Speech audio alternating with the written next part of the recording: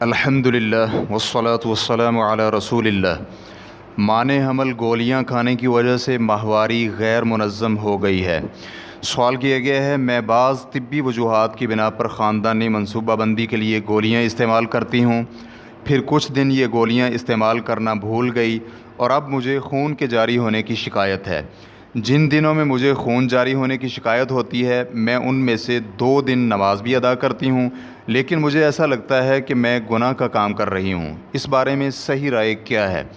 میں امید کرتی ہوں کہ آپ اس بات کو اچھی طرح مد نظر رکھیں گے کہ یہ گولیاں میں طبی مسائل کی وجہ سے استعمال کر رہی ہوں اور میرے خاوند کو بھی ان گولیوں کے استعمال کا علم ہے۔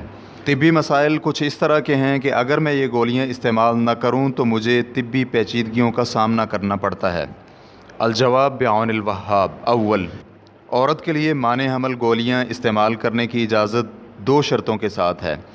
پہلی شرط، مانع حمل گولیاں استعمال کرنے کی ضرورت ہو، مثلا خاتون بیمار ہو یا جسمانی طور پر کمزور ہو اور حمل ٹھہرنے سے اس کی بیماری یا کمزوری میں اضافے کا امکان ہو۔ دوسری شرط یہ ہے کہ خاتون کو اس کا خاوند گولیاں استعمال کرنے کی اجازت دے، کیونکہ افزائش نسل خاوند کا حق ہے۔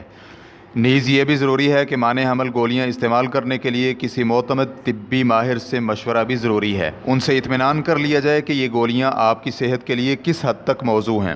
نیز اس بات پر بھی اطمینان کر لیا جائے کہ مستقبل میں ان گولیوں کے استعمال سے آپ پر منفی اثرات نہیں پڑیں گے۔ نیز پہلے سوال نمبر 2169 کے جواب میں یہ باتیں شیخ محمد بن عثیمین رحمہ اللہ سے نقل کی گئی ہیں۔ دوم، جہاں تک سوال میں مذکور جاری ہونے والے خون کے حکم اور اس خون کے دوران ادا کی گئی نمازوں اور روزوں کے حکم کا تعلق ہے کہ ان گولیوں کے استعمال سے خون میں بد نظمی پیدا ہو جاتی ہے، اور یہ بات سب کو معلوم ہے، اور یہ بھی کہ اس سے خون کا دورانیہ بڑھ جاتا ہے یا پھر جلدی آنا شروع ہو جاتا ہے، تو اس بارے میں علماء کرام کی مختلف آراء ہیں کہ اسے حیض شمار کیا جائے گا یا نہیں۔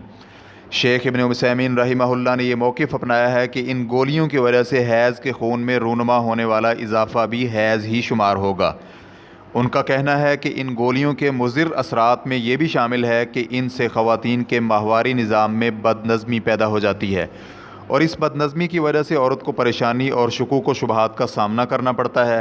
مزید برآں فتویٰ دینے والوں کو بھی فتویٰ دیتے ہوئے پریشانی کا سامنا کرنا پڑتا ہے، کیونکہ انہیں بھی معلوم نہیں ہوتا کہ بد نظمی کی وجہ سے معتاد ایام سے اضافی جاری رہنے والا خون حیض کا ہے یا نہیں۔ اس بنا پر اگر کسی خاتون کو ماہواری 5 دن آتی تھی اور اس نے مانع حمل گولیاں استعمال کیں اور ماہواری کا دورانیہ پہلے سے زیادہ ہو گیا، تو ایسی صورت میں یہ اضافی ایام بھی اصل یعنی ماہواری کے حکم میں ہوں گے۔ مطلب یہ ہے کہ اسے بھی حیض کا حکم حاصل ہوگا، بشرطے کہ یہ ماہواری 15 دن سے زیادہ نہ ہو۔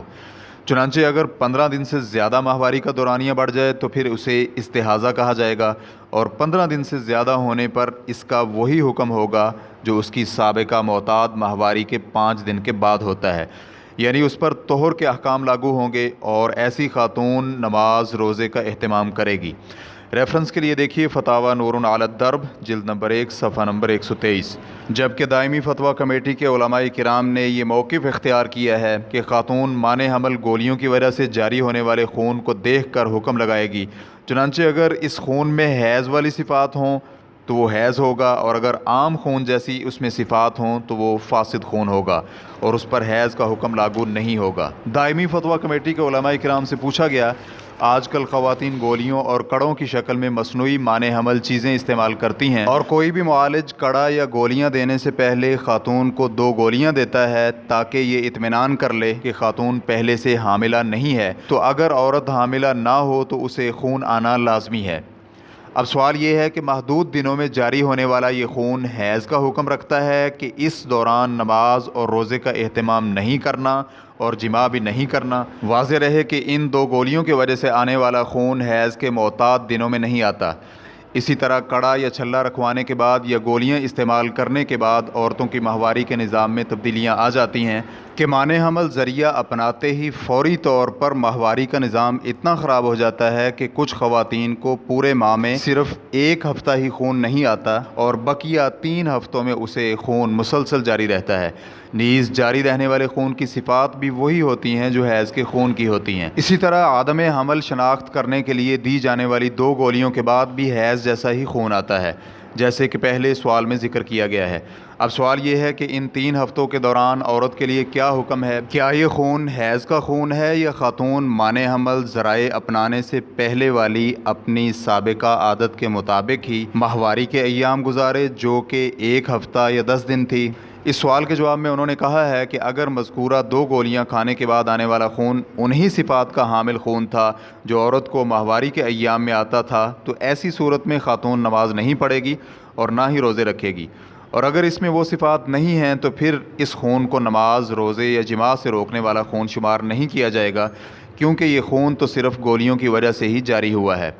ریفرنس کے لیے دیکھیے فتاوی اللجنۃ الدائمہ جلد نمبر 5 صفحہ نمبر 402۔ نیز شیخ ابن عثیمین رحمہ اللہ سے یہ بھی نقل کیا گیا ہے کہ ان سے گولیاں کھانے کی وجہ سے جاری ہونے والے خون کے بارے میں پوچھا گیا تو ان کا کہنا تھا عورت کی ذمہ داری بنتی ہے کہ ڈاکٹر سے رجوع کرے، اگر تو معالج یہ کہہ دے کہ یہ خون حیض کا ہے تو وہ حیض شمار ہوگا، اور اگر طبیب یہ کہے کہ یہ گولیوں کی وجہ سے ہے تو پھر یہ حیض نہیں ہے۔ ریفرنس کے لیے دیکھیے فتاوی و دروس حرم مکی از شیخ ابن عثیمین رحمہ اللہ جلد نمبر 2 صفحہ نمبر 284۔ یہ ایک اچھا موقف ہے اور اس سے انشاءاللہ پیچیدگی رفع ہو جائے گی۔ واللہ تعالی اعلم۔ اسلام QA ریکارڈنگز مؤسسۃ الشیخ محمد صالح المنجد، المملکۃ العربیۃ السعودیہ، فتویٰ نمبر 127259۔ والسلام علیکم ورحمۃ اللہ وبرکاتہ۔